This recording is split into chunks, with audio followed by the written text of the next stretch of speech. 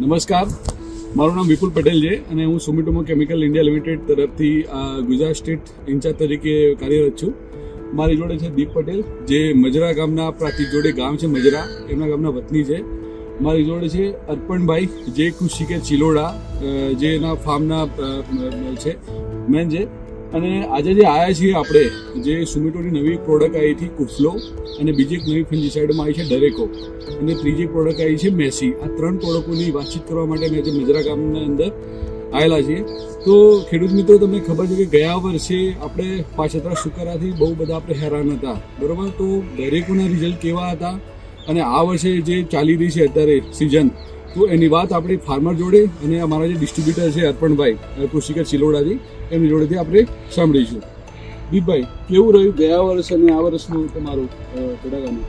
ગયા વર્ષની સરખામણીમાં જોવા જઈએ તો આ વર્ષનું ઘણું સારું રિઝલ્ટ જોવા મળ્યું છે. કેમ કે ગઈ વખત આગોતરો સુકારો બી હતો, પાછોતરો સુકારો બી હેરાન કરી ગયો હતો, પણ આ વખત પહેલા સમયમાં મેં કુફ્લો મેસી યુઝ કર્યું છે.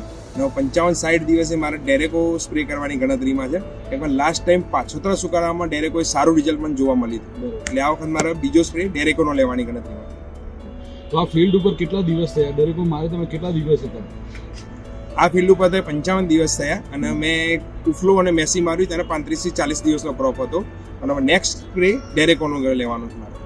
તો ખેડૂત મિત્રો, આ જે ફિલ્ડ હતું એના 35 દિવસે કુફ્લો અને મેસીનો સ્પ્રે કર્યો હતો, બરાબર? અત્યારે હવે કાલે આ પરમ દિવસે અને ફરીથી અમે ડરેકોનો સ્પ્રે એને કરવાના છીએ. તો ડરેકોનું શું છે, કેવા રિઝલ્ટ છે, એ અમારા ડિસ્ટ્રીબ્યુટર જે છે અર્પણભાઈ, એમના જોડે આપણે સાંભળીએ. અર્પણભાઈ, કેવું રહ્યું તમારું કુફ્લો અને મેસીના રિઝલ્ટ અને ડરેકો જે આપો છો ફાર્મરને અત્યારે? તો ગયા વર્ષે જે સિચ્યુએશન હતી લેટ બ્લાઇટની, પાછતરા સુકારાની, તો એ કેવી રહી તમારું? ક્યુફ્લો અને મેસીનું રિઝલ્ટ તો એક્સેલન્ટ છે. આજે આ ફિલ્ડ પર સ્પ્રે થયા લગભગ 16 દિવસ થયા છે, તો પણ કોઈ જ જાતની તકલીફ નથી. આપણે છેલ્લે તમે ઝૂમ કરીને જોઈ લેજો.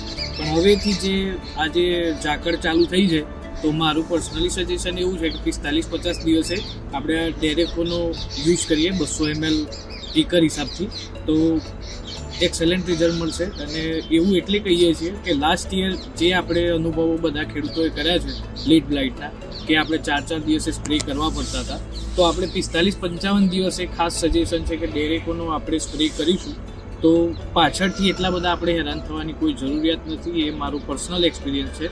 અને દીપભાઈનો બી એક્સપિરિયન્સ છે કે ગઈ સાલે એમને બી ડેરેકો યુઝ કર્યું હતું, તો એમાં ગભરાવાની જરૂર નથી કે આપણે જે લાસ્ટ યર હાવ ઊભો થઈ ગયો હતો કે ભાઈ લેટ બ્લાઇટ આવી ગયું એટલે શું કરવું, તો એના માટે ડેરેકો બેસ્ટ પડે છે. તો ખેડૂત મિત્રો, આપણે સાંભળ્યું અર્પણભાઈ જોડે. મેઇન વસ્તુ એ છે કે બટાકાની જે ખેતી છે, આપણે ખેતી મોટા પાયે આપણે સાબરકાંઠાની થતી હોય છે.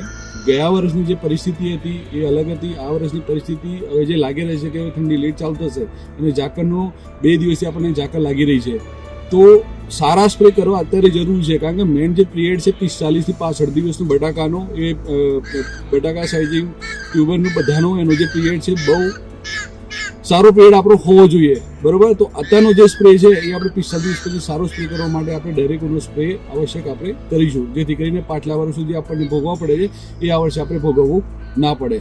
ધન્યવાદ.